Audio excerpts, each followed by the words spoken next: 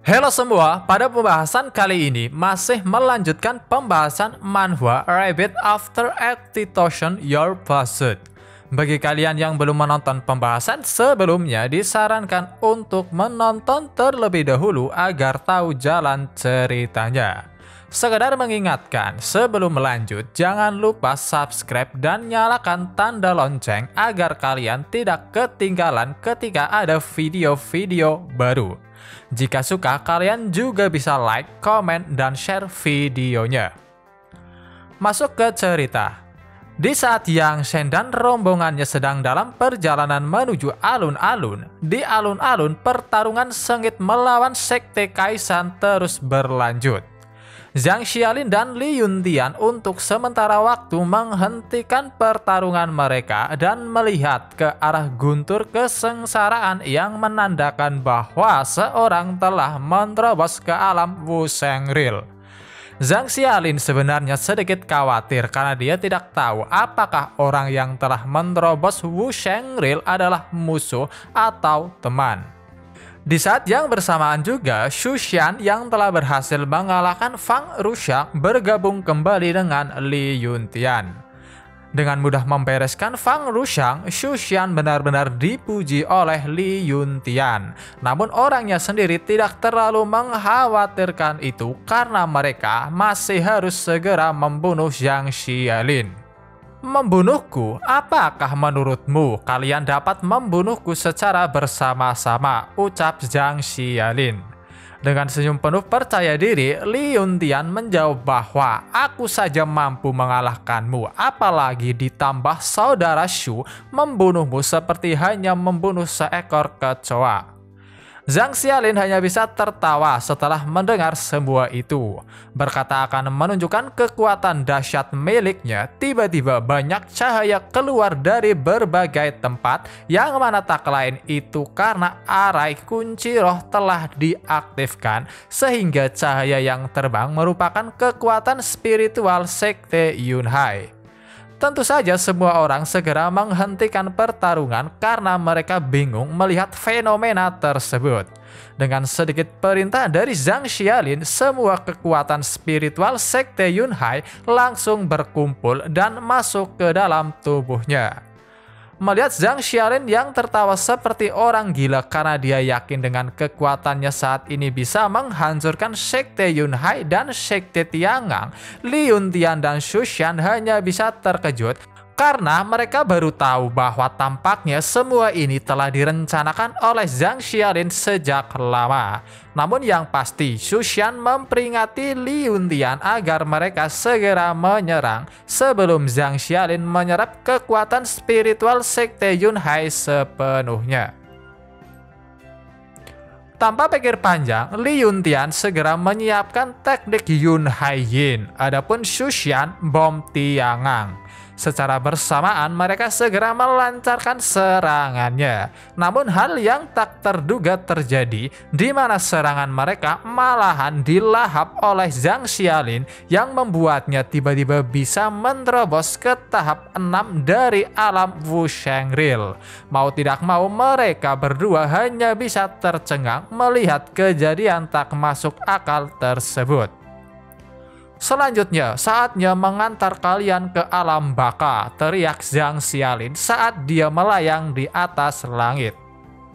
Dia segera menyiapkan teknik apinya yang langsung diarahkan ke Li Yuntian dan Xu Xian untuk membakar mereka berdua.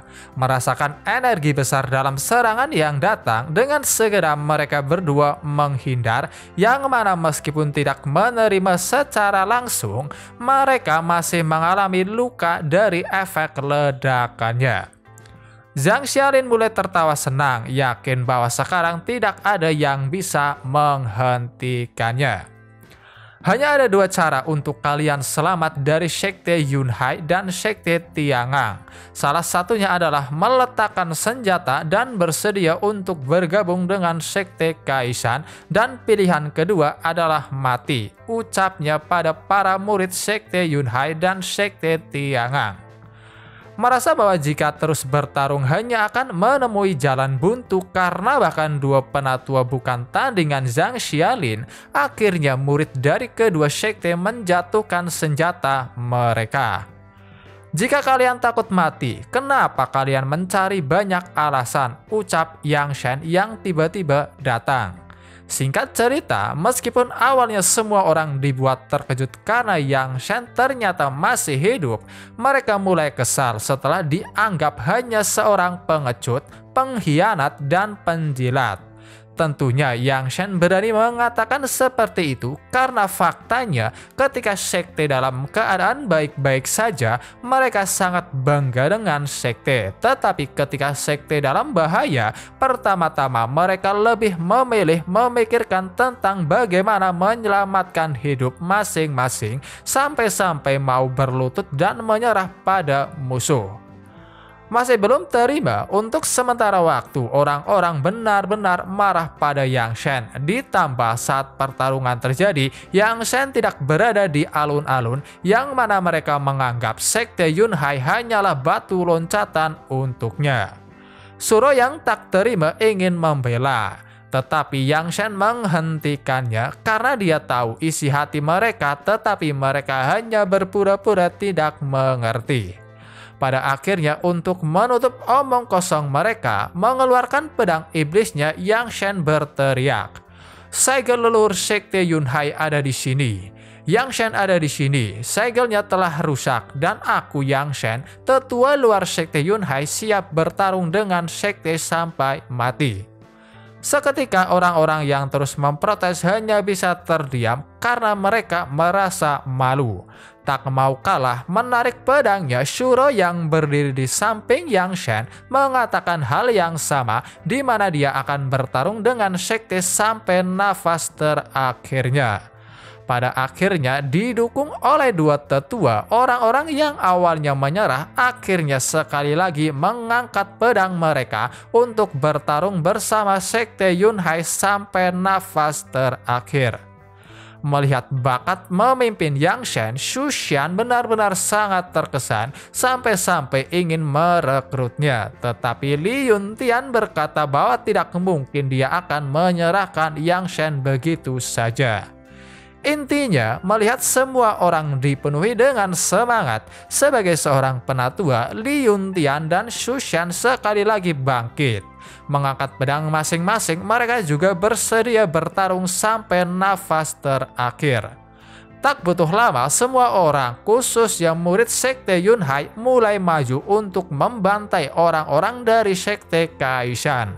Melihat itu, Zhang Xialin benar-benar sangat marah pada Yang Shen yang lagi-lagi menghancurkan rencananya. Tanpa pikir panjang, Yang Shen segera terbang dan berhadapan langsung dengan Zhang Xialin. Melihatnya, Zhang Xialin sedikit terkejut karena ternyata guntur kesengsaraan yang sebelumnya merupakan ujian Yang Shen yang melangkah ke ranah Wu Shengril.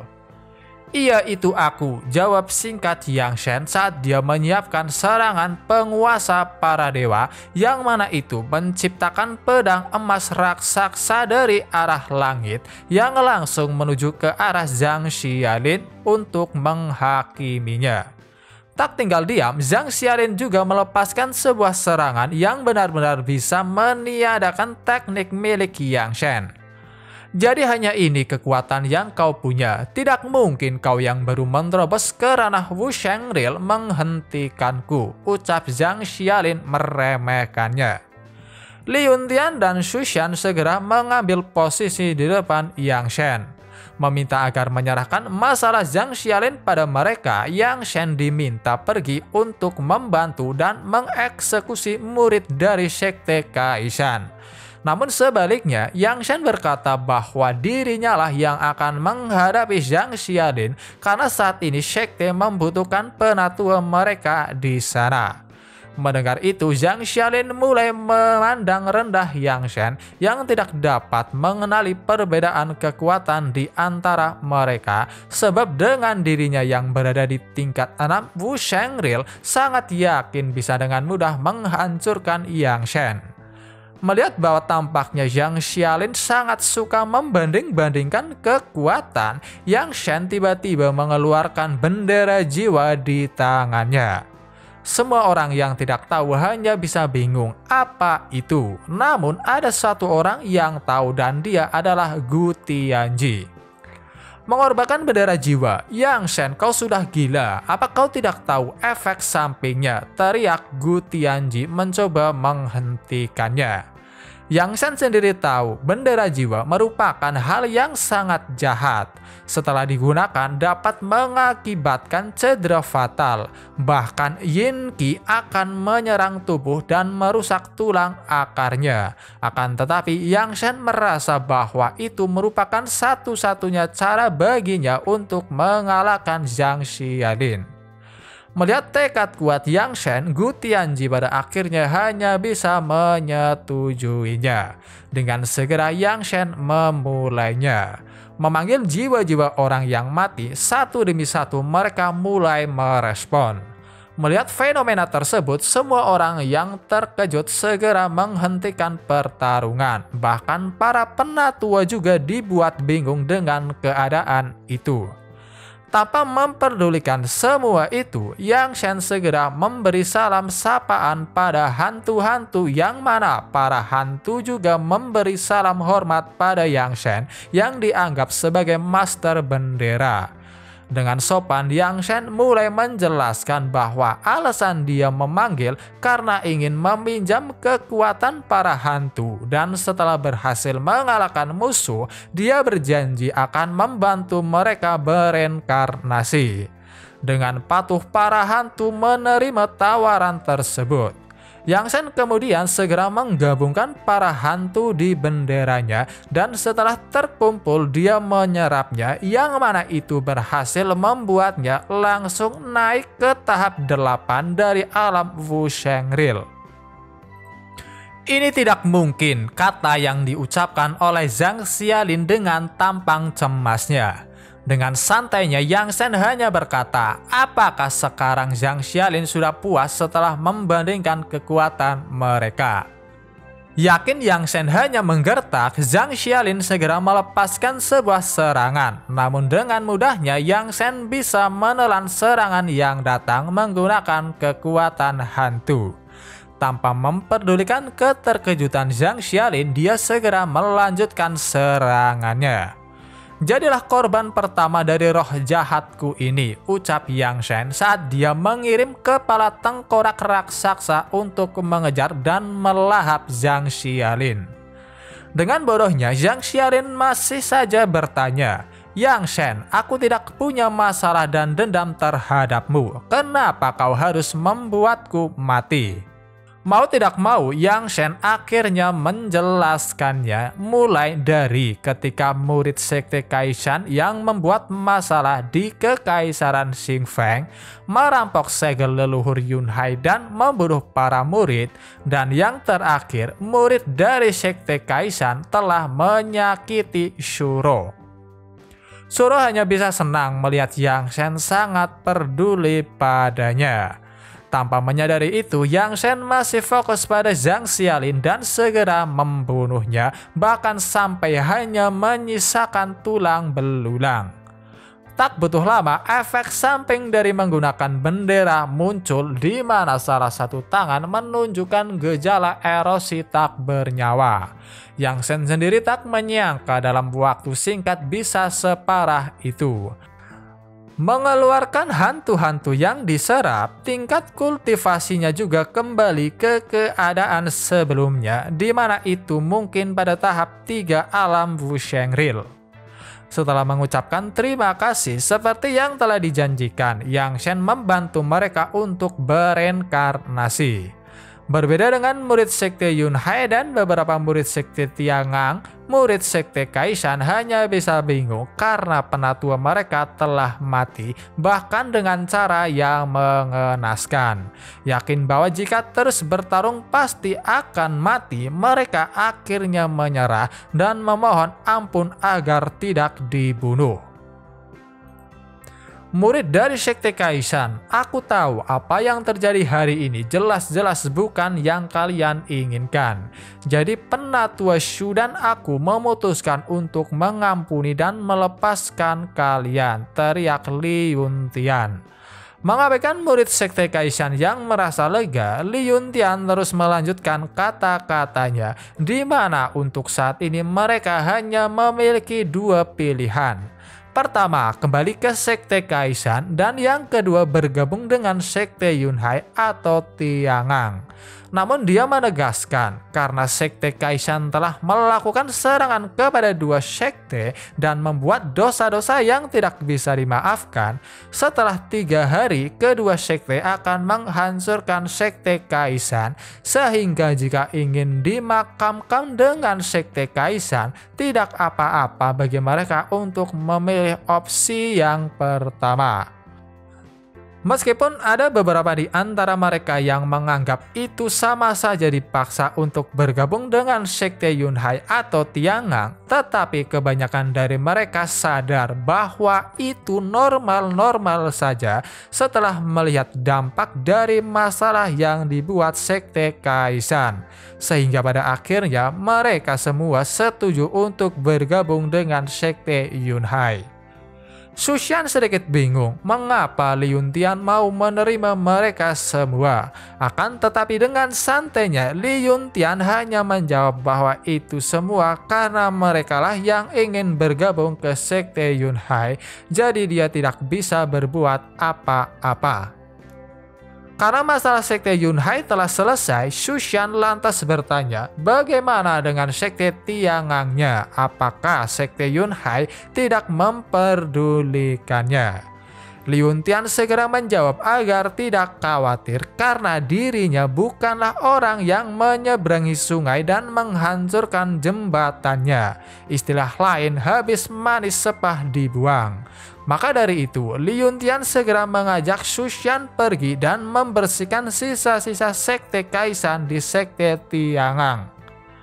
Setelah Yang Shen mendarat, dia langsung didatangi oleh Gu Tianji yang menanyakan kondisinya. Yang Shen hanya menjawab bahwa dia hanya merasa lemas dan tak berdaya karena gigitan tak bernyawa benar-benar sangat keras. Seketika Gu Tianji mulai menegur Yang Shen karena dia mengira fondasi miliknya mungkin rusak yang akan mempengaruhi masa depannya. Yang Shen hanya bisa menenangkan Gu Tianji yang panik karena dia sendiri tahu tempat di mana bisa memperbaiki fondasinya, dan tempat itu ada di Sekte Kaisan. Singkat cerita, mereka berdua segera menuju ke Sekte Kaisan, tempat di mana Yang Shen bisa memperbaiki fondasinya. Inilah yang bisa memperbaiki fondasiku, ucap Yang Shen saat dia menunjuk ke arah sebuah pohon. Sambil mengelus jenggotnya, Gu Tianji tidak menyangka bahwa dia lupa tentang Shen Liu, sebuah pohon suci. Namun Yang Shen segera memberitahu agar tidak senang dulu karena dapat terlihat jelas di sekitar pohon banyak mayat-mayat yang kemungkinan besar energi kehidupan mereka disedot oleh pohon Shen Liu, sehingga Gu Tianji bertanya-tanya apakah pohon Shen Liu ini dimurnikan. Yang Shen menjelaskan bahwa setelah puluhan ribu tahun telah berlalu, pohon tersebut telah menelan esensi matahari dan bulan. Kemudian dilahirkan kembali dari pengasingan sehingga normal untuk menghasilkan kesadarannya sendiri. Itulah mengapa kekuatannya tidak boleh dianggap remeh. Gu Tianji tiba-tiba mengusulkan diri mencoba untuk berbicara terlebih dahulu. Pertama-tama dia mencoba memberi salam dan meminta izin untuk meminjam ranting pohon Shen Liu sebagai teman Taois.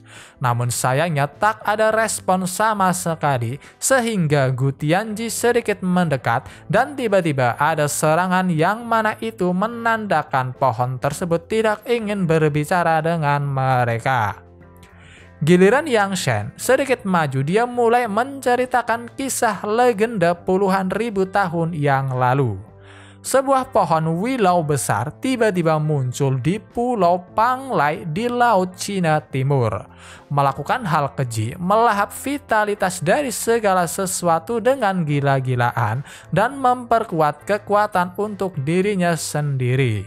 Intinya, Yang Shen sedang menceritakan kisah masa lalu dari pohon willow yang tak lain pohon Shenliu itu sendiri.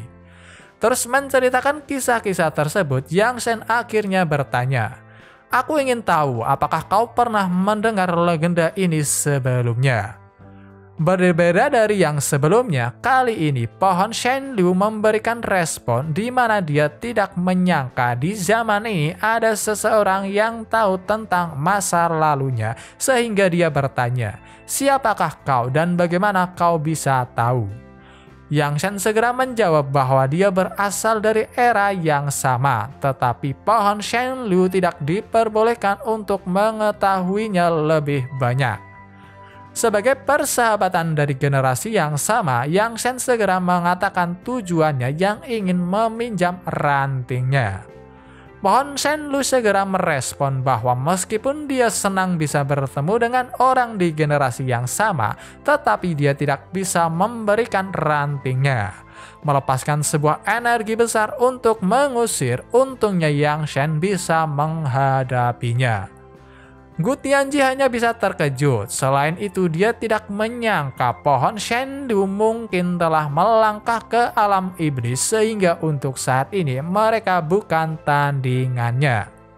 Senior Gu, menurutmu mengapa pohon Shenliu ini menempati sekte Kaisan selama puluhan ribu tahun? Tanya Yang Shen. Singkat cerita, dari penjelasan Yang Shen, tidak mungkin bagi pohon Shenliu tetap menetap di tempat ini jika dia benar-benar melangkah ke alam iblis.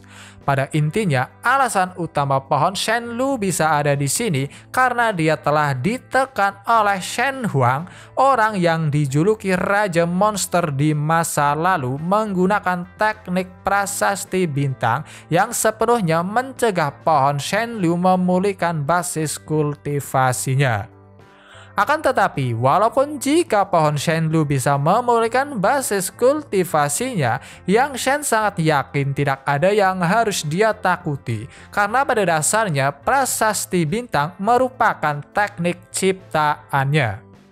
Masih saja tidak mau memberikan rantingnya, Yang Shen segera memperlihatkan teknik prasasti bintangnya. Hal itu benar-benar membuat pohon Shenliu sangat terkejut dan hanya bisa ketakutan meminta agar Yang Shen menyingkirkan rune tersebut.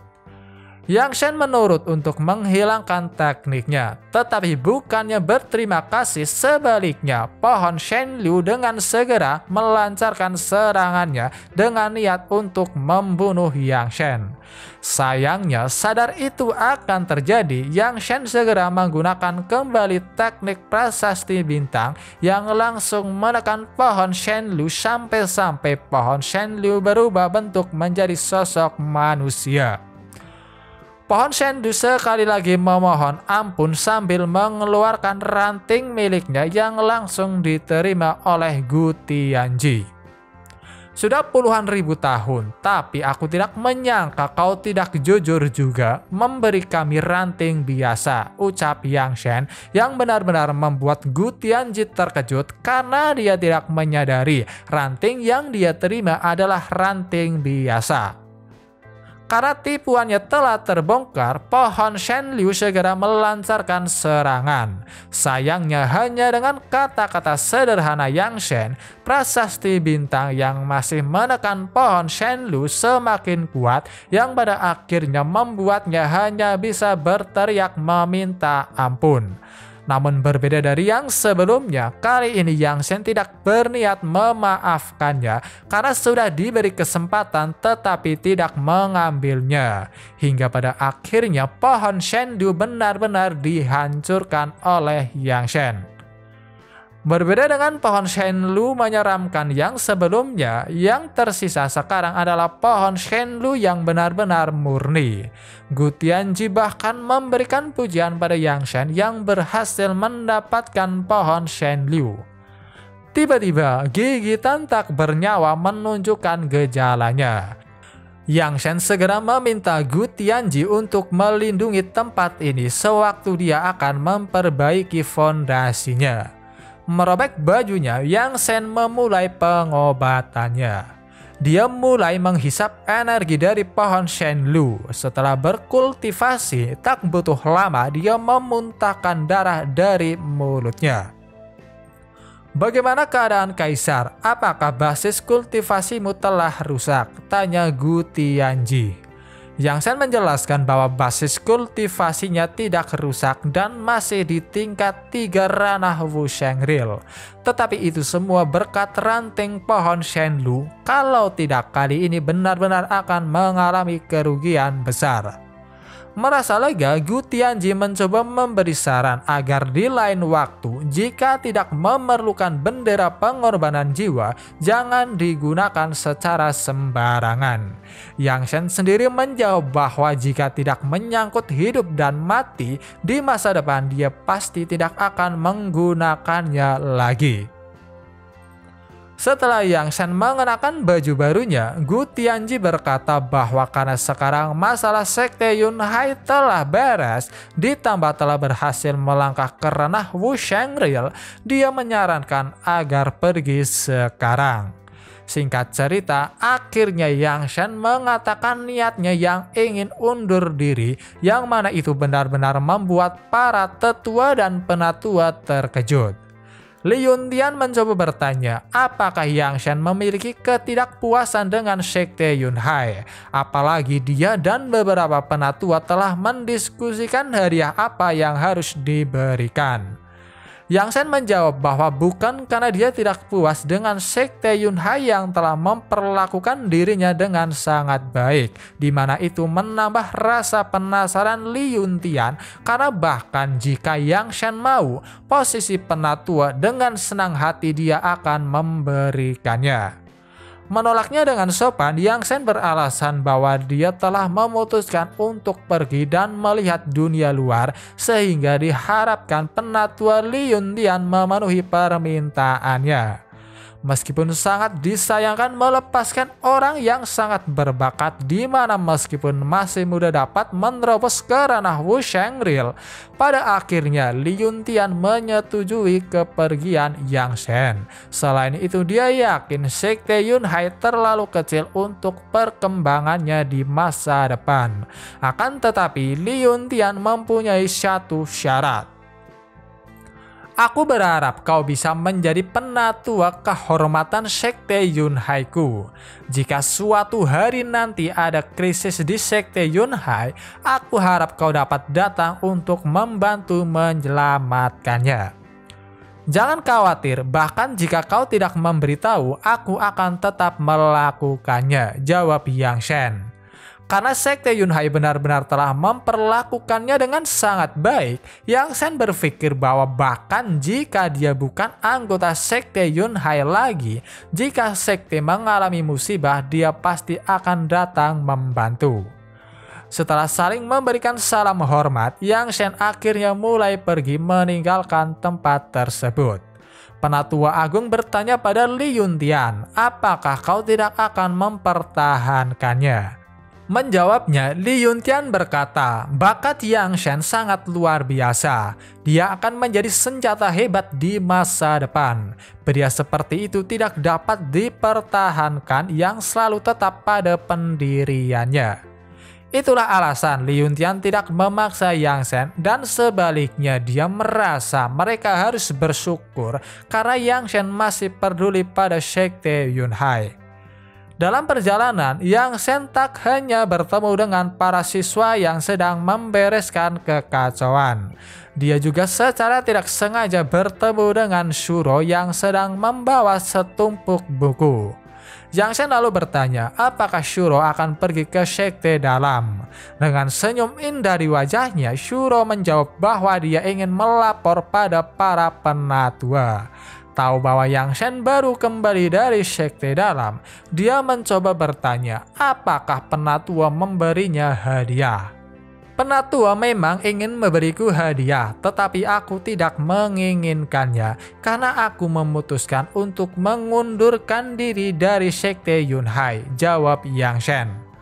Mendengar kata-kata itu, Shuro benar-benar dibuat shock, bahkan dia sampai menjatuhkan buku yang dibawa. Sambil mengambil buku yang jatuh, Yang Shen terus menjelaskan bahwa dia akan berangkat besok.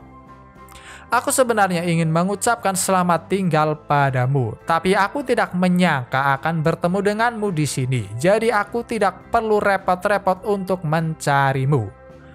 Menyerahkan tumpukan buku pada Shuro, Yang Shen mengucapkan rasa terima kasih atas semua bantuan yang diberikan. Aku tidak butuh terima kasihmu, teriak Shuro saat air matanya mulai mengalir. Setelah itu dia mulai mengatakan semua isi pikirannya, di mana dia benar-benar telah merencanakan waktu mereka berdua di kemudian hari, mulai dari mendatangi kota di kaki gunung, melihat danau di belakang gunung, sampai pergi bersama ke puncak Sekte Yunhai. Shuro benar-benar berpikir bahwa mereka berdua masih memiliki hari esok yang tak terhitung jumlahnya. Namun dia tidak menyangka bahwa Yang Shen akan pergi besok. Yang Shen yang benar-benar bingung dengan sikap Shuro hanya bisa meminta maaf. Akan tetapi Shuro sama sekali tidak menerima kata maaf tersebut dan segera pergi saat air matanya terus mengalir, berharap hari esok mereka masih bersama. Ketika Yang Shen sedang merenung karena dia baru tahu akan perasaan Shuro, tiba-tiba Gu Tianji mendekat. Dia berkata bahwa tampaknya pesona Yang Shen benar-benar telah membuat Shuro tergila-gila padanya. Karena meskipun baru datang ke Sekte Yunhai, langsung bisa membuat Shuro jatuh cinta padanya. Tak berhenti di situ, Gu Tianji berpendapat bahwa tak masalah jika Yang Shen membawanya karena bahagia dengan wanita cantik di sepanjang jalan adalah hal yang menyenangkan. Senior Gu, janganlah mengejakku. Aku dilahirkan kembali, ditakdirkan untuk menderita. Bagaimanapun itu bisa menyakiti orang lain, jawab singkat Yang Shen. Tetapi karena Shuro telah menyelamatkan hidupnya, Yang Shen yakin bahwa cintanya itu hanya bisa dia balas di masa depan. Mengubah pembicaraan, Yang Shen bertanya apakah Gu Tianji sudah siap meninggalkan tubuh fisiknya. Singkat cerita, dipimpin oleh Gu Tianji, Yang Shen pergi ke Pulau Langit untuk melakukan ritualnya. Gu Tianji sendiri telah menyiapkan array yang disebut formasi pelepas jiwa 3 fase yang dapat mengambil jiwa orang. Gu Tianji meminta agar Yang Shen segera menggunakan bendera pengorbanan jiwa saat tubuhnya mulai lemas agar jiwanya bisa keluar. Memasuki formasi array, Yang Shen juga bersiap dengan bendera pengorbanan jiwanya. Memulai prosesnya tak butuh lama, jiwa Gu Tianji meninggalkan raganya yang langsung ditangkap oleh bendera pengorbanan jiwa Yang Shen. Memeriksa dengan cemas, untungnya ritualnya berjalan dengan sukses. Meskipun Yang Shen merasa bersalah karena Gu Tianji adalah orang yang benar-benar dirugikan, tetapi orangnya sendiri tidak mempermasalahkannya karena itu merupakan keputusannya sendiri. Apalagi Gu Tianji merasa nyaman dengan keadaannya sekarang, di mana bendera pengorbanan jiwa memiliki ruang tersendiri untuknya. Untuk sementara waktu mereka terus mengobrol, karena Gu Tianji baru saja kehilangan tubuh sehingga jiwanya tidak stabil. Mereka memutuskan untuk beristirahat terlebih dahulu. Esok hari pun tiba. Sebelum pergi, tak lupa Yang Shen telah memanen buah dari pohon Bodhi dan meninggalkan pohon tersebut tetap tumbuh di Sekte Yunhai.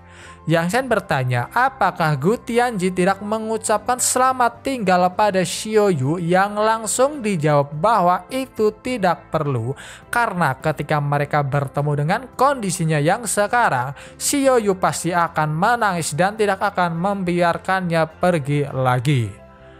Mulai berjalan meninggalkan sekte, tak disangka Yang Shen telah ditunggu oleh para penatua dan para murid yang ingin mengantar kepergiannya. Sebagai salam perpisahan, Li Yuntian melemparkan sebuah kendi kecil berisi minuman keras yang langsung mereka nikmati bersama. Setelah mengucapkan salam perpisahan, Yang Shen akhirnya melanjutkan perjalanannya. Di saat-saat terakhir, Shuro muncul. "Yang Shen, aku akan menunggumu," teriaknya dari atas. Melihat ekspresi Shuro yang benar-benar sangat merindukannya, Yang Shen hanya bisa tersenyum dan menjawab oke. Karena Yang Shen melakukan perjalanan dengan berjalan kaki membuat Gu Tianji penasaran dan akhirnya bertanya, karena sekarang Yang Shen telah mencapai ranah Wu Shangril, mengapa dia tidak terbang dan memilih untuk berjalan di darat, yang mana itu akan membutuhkan waktu sekitar 2 tahun untuk mencapai daratan Wujin. Senior Gu, coba pikirkan lagi, bukankah berjalan seperti ini juga merupakan latihan? Selain itu, sepanjang perjalanan aku juga bisa menemukan banyak hal yang menarik dan memperluas wawasanku, jawab Yang Shen. Terus melakukan perjalanan dengan berjalan kaki, tiba-tiba ada rombongan yang menaiki kuda. Dengan kasar, pemimpin dari rombongan berteriak pada Yang Shen agar segera minggir dan memberi jalan hanya karena mereka berasal dari Heavenly Sword Villa. Karena tak mau minggir, mereka memutuskan untuk menabrak Yang Shen sampai mati, walaupun pada akhirnya mereka lah yang mendapatkan pelajaran dari Yang Shen, di mana hanya dengan mengangkat satu tangannya, Yang Shen benar-benar bisa menghempaskan mereka. Mencengkram leher pemimpin rombongan, Yang Shen segera menceramahinya yang seenaknya balapan kuda di jalan umum. "Cukup cepat untuk mengakui kesalahanmu, jadi aku tidak akan memberimu mati kali ini," ucap Yang Shen saat dia melepaskan cengkramannya setelah pria tersebut menyadari kesalahannya. Dibantu oleh kedua teman atau lebih mudah pelayannya, si tuan muda segera dibawa pergi. Bertanya apakah mereka tidak membalas, salah satu pelayan langsung ditampar oleh tuan muda karena bagaimana bisa mereka menantang orang yang jelas-jelas seorang master. Selain itu, mereka juga tidak mempunyai banyak waktu lagi karena tujuan utama Heavenly Sword Villa untuk mengambil peta makam Wuzu, sehingga jika sebelum mendapatkan peta mereka sudah terluka, maka akan sia-sia. Menggunakan pendengaran yang tajam, secara diam-diam Yang Shen mendengarkan pembicaraan mereka dan sedikit tertarik dengan peta makam Wushun, sehingga telah diputuskan mereka akan pergi dan melihatnya. Di kota Great Dragon dapat terlihat orang-orang ramai berkumpul di depan sebuah gedung yang akan menjadi tempat pelelangan dari Istana Lihu. Sebagian besar tujuan mereka untuk melihat peta makam Wuzu yang akan dilelang. Sayangnya bagi orang-orang biasa, mereka hanya bisa berangan-angan mendapatkannya sebab orang-orang yang memiliki kekuatan atau status besar juga ikut berpartisipasi untuk merebutkan peta tersebut. Keluarga Li, salah satu dari 2 kekuatan besar di kerajaan Ming, akhirnya tiba. Rombongan tersebut dipimpin oleh Lai Long, putra kedua dari keluarga Li. Tak butuh lama, rombongan dengan baju kuning yang sebelumnya bertemu dengan Yang Shen, yaitu Heavenly Sword Villa yang dipimpin oleh Yuan Zhao, tiba. Mulai beradu mulut di antara mereka berdua, Yuan Shou sangat percaya diri bahwa peta makam Wu Zun akan menjadi milik Heavenly Sword Villa. Li Long sebisa mungkin dengan tenang menanggapi provokasi Yuan Shou. Setelah itu, satu demi satu tamu penting lainnya mulai datang, di antaranya sekte Tuan Besar sampai orang-orang dari kerajaan juga datang. Secara bersama-sama mereka mulai memasuki rumah pelelangan. Di balik ramainya orang-orang yang datang, ada dua orang, satu lelaki tua dan satu seorang wanita cantik yang secara langsung mengawasi para tamu. Lelaki tua adalah murid kelas 3 dari Istana Lihu bernama Li Xingfeng. Adapun wanita cantik adalah Shrine Lord dari Istana Lihu, Mu Lingyun. Mereka terlihat diselimuti oleh aura biru yang sebenarnya itu membuat mereka tidak bisa dilihat dan dirasakan oleh orang-orang yang datang. Mu Lingyun sedikit mengeluh karena meskipun ada cukup banyak kekuatan, tetapi kekuatannya terlalu rendah sehingga tidak ada yang bisa mendeteksi keberadaan mereka. Shrine Lord, jangan bercanda. Istana Lihu kita adalah kekuatan kelas 2 di seluruh daratan. Apalagi kau adalah Shrine Lord Istana Lihu. Bagaimana mungkin orang di bawah Wu Zun bisa melihat ilusi yang kau ciptakan? Ucap Li Xingfeng menjawab keluhan Mu Lingyun. Kalian berdua tolong minggirlah, beri aku jalan. Itulah kata-kata yang benar-benar membuat mereka berdua tercengang mendengar panggilan yang tak lain berasal dari Yang Shen. Mu Lingyun hanya bisa bertanya-tanya, apakah dia benar-benar bisa melihat ilusi yang aku ciptakan? Mengabaikan keterkejutan mereka, Yang Shen dengan santai berkata bahwa dia tidak menyangka rumah lelang Istana Lihu memperlakukan pelanggan dengan baik, sampai-sampai ada wanita cantik yang menyambut mereka. Tak terima Shrine Lord dianggap sebagai wanita biasa, Li Xingfeng ingin memprotesnya, tetapi dia langsung dihentikan oleh Mu Lingyun. Setelahnya dengan ramah, Mu Lingyun menyambut kedatangan Yang Shen yang langsung diberi jalan untuk masuk. Mengucapkan terima kasih, Yang Shen segera masuk untuk mengikuti pelelangan. Shrine Lord, pria ini dapat melihat ilusi yang kau ciptakan. Kekuatannya pasti tidak sederhana. Aku khawatir dia akan mempengaruhi rencana kita, ucap Li Xingfeng setelah kepergian Yang Shen. Bukannya khawatir, Mu Lingyun merasa senang sehingga dia akan membiarkan Yang Shen begitu saja karena sangat jarang bisa bertemu pria yang menarik di kota kecil seperti ini. Kembali lagi ke Yang Shen. Ketika dia dalam perjalanan menuju tempat duduknya, si tua mesum Gu Tianji membicarakan tentang gadis kecil yang tak lain Mu Lingyun. Dia berpendapat bahwa Mu Lingyun terlihat cantik sehingga apakah Yang Shen tidak tertarik.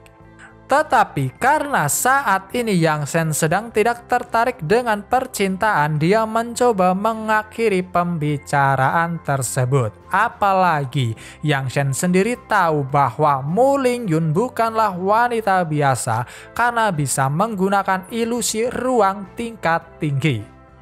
Sehubungan dengan itu, Yang Shen yakin bahwa dalam pelelangan ini secara tidak langsung pasti tidak sesederhana yang terlihat jika mempertimbangkan kekuatan orang seperti itu.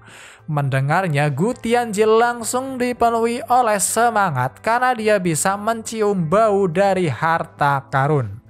Daripada penasaran, Yang Shen menyarankan agar mereka tenang dan tonton acaranya terlebih dahulu. Oke semua, mungkin cukup sampai di sini dulu video pembahasan kali ini. Terima kasih buat kalian yang sudah menonton dan sampai jumpa lagi di video berikutnya.